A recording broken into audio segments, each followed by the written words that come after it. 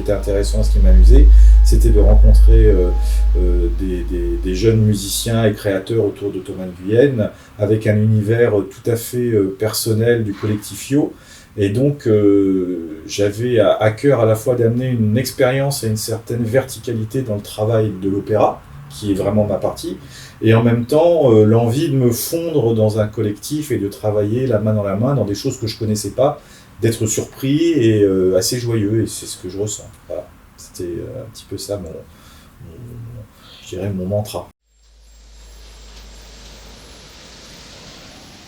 Bah, en fait, c'est lui déjà qui va avoir la responsabilité du projet en temps réel quand on va le jouer. C'est-à-dire que c'est moi qui arrive sur scène et puis qui va donner le tempo, qui va gérer de A à Z le projet, le chef d'orchestre, quoi.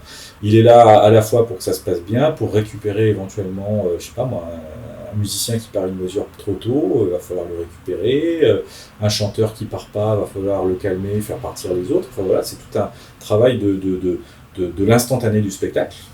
Après, c'est également tout un travail de gestion des répétitions, de mettre des hiérarchies dans les répétitions, de les organiser. Voilà, c'est moi qui ai la responsabilité in fine du spectacle, alors que le metteur en scène, lui, d'ailleurs c'est un positionnement qui est très difficile, il est dans la salle et puis il constate le désastre éventuellement.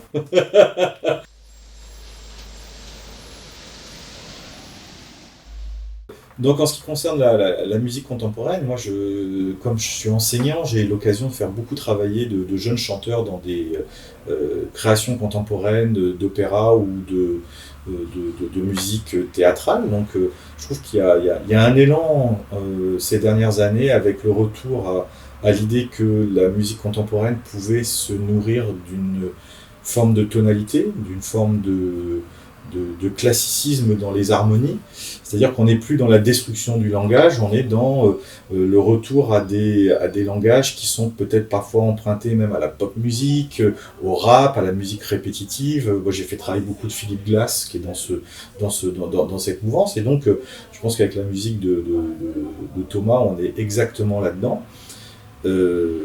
Moi, j'ai pas vraiment fait de choix parce que je fais aussi de la musique excessivement complexe avec une destruction totale de la tonalité, un sérialisme assumé.